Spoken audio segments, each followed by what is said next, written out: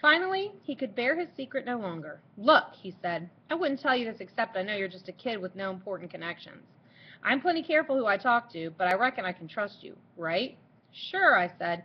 "You can trust me, but use your own judgment. I'm not asking you anything." "I know you're not. And you just better not, because I've got a way of brushing off people whose noses stretch out too far into my affairs." We drove on in silence. I watched the mileage meter and made a private bet that he'd tell me his important news before we'd gone 10 miles, and I was right. It was 7.5. "Well, look, little brother, there's a tank under the body of this car, a great big tank that holds over 100 gallons liquid measure.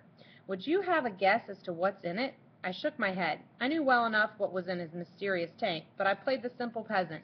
"Milk?" I asked. "Is this a kind of fancy milk truck?"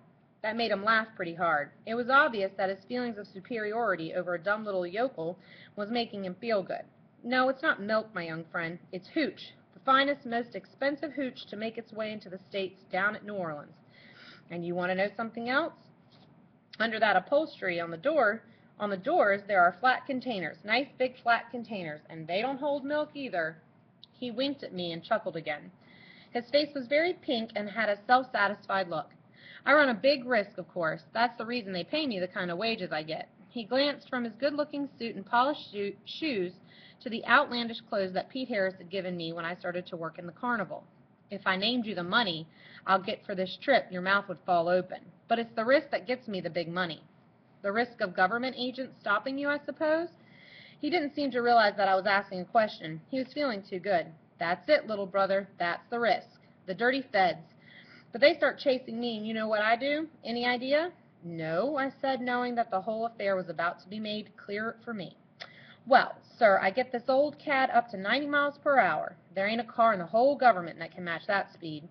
Well, I get it up to 90, and then I do just one simple thing that makes me innocent like a little idiot lamb." He reached down under the dashboard and drew out a length of cable, very strong and competent looking.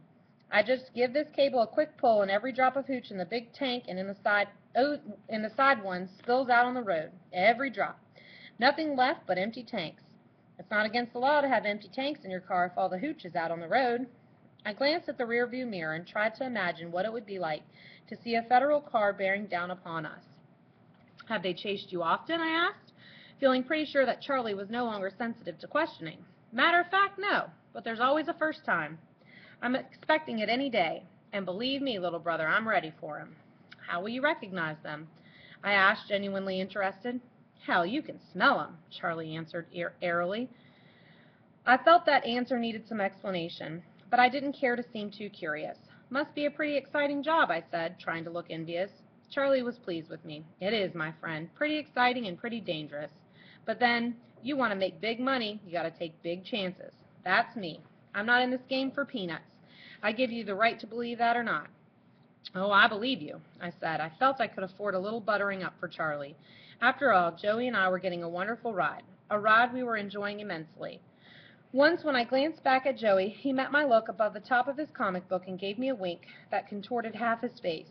It gave me a feeling of satisfaction. Joey and I were nobodies, but we were still able to feel superior to the shallowness of a well-dressed minor hoodlum. We leaned back in the luxury Charlie was affording us, relaxed, amused, and complacent. He drove us the rest of the afternoon and boasted every mile of the way. He could name us some big names, could Charlie, and he did, some of the most notorious names of the liquor transport business in dry America. His watch was a little gift from an uncle whose name was famous. His job had been handed to him on a silver platter by another underworld relative whose name was capable of spreading terror in the hearts of his rivals. Charlie had names enough at his command to have carried his stories well into the night, but unfortunately when night came he had to stop at a hotel that had been selected for some reasons of security by his superiors.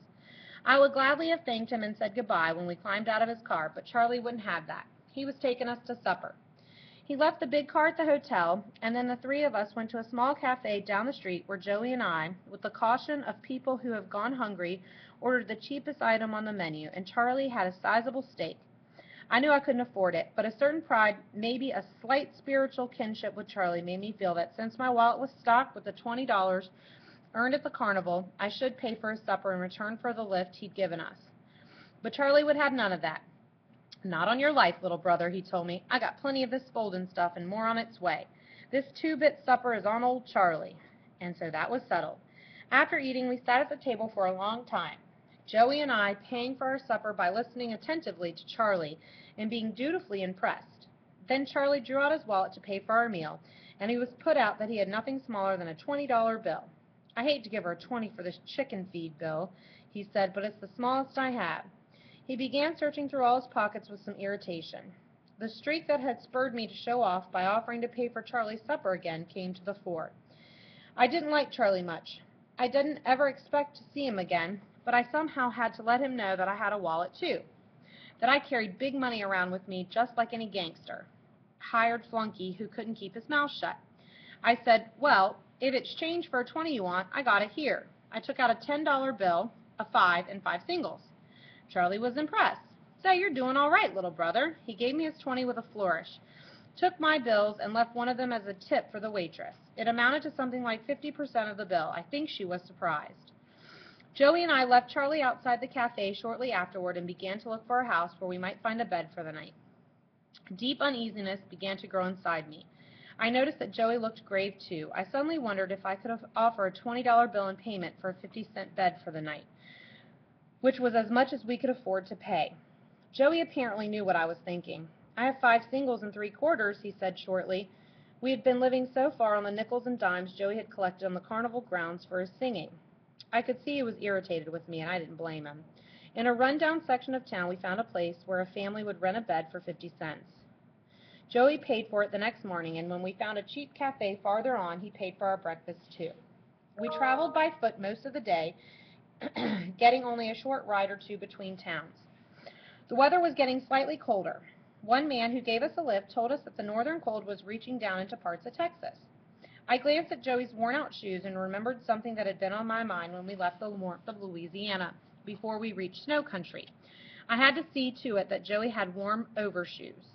When we got into the town where our driver set us down, I looked around until I found a shoe shop.